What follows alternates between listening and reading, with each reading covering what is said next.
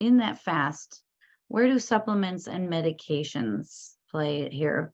Somebody's on life-saving and life-continuing medications, obviously, we don't want them to Yeah. stop that. Yeah. But also, if they're on too many of those, then fasting completely, water fasting is probably Mhm. not appropriate for them. Yeah, usually, again, it depends on what medications they are. So for example, if they're on diabetic medications and their blood glucose is less than 200, then that's when the doctors start weaning them off their diabetic medications.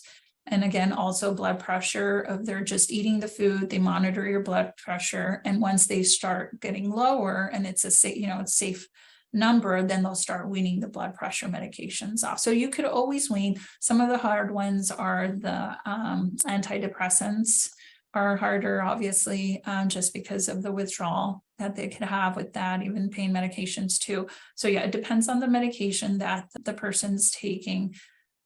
But if it's one that, like you said, it's life savings, you don't want to stop it. So then that's when you would do more of that intermittent fasting. You're still having some calories, but not completely water, just because we don't know what happens when you're just taking that medication only with water and no other foods.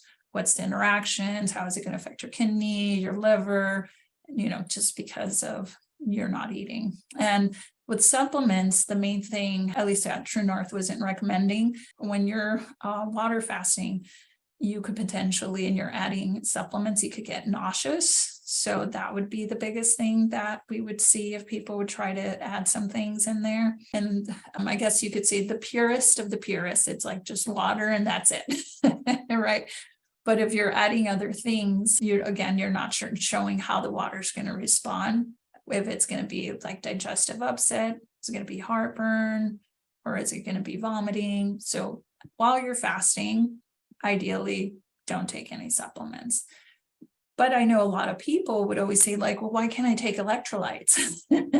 Right? Like while I'm fasting, like, why only water? Can I have a little tea or a little broth? And to be honest, we just don't know by adding tea and broths, like, how is that changing things? I know when you're only water fasting that your electrolytes do change, right? So sometimes your potassium and your sodium can go down. And that's why if you're going to water fast for a long period, your electrolytes to get monitored to make sure it's not too low, or it could be bad for you.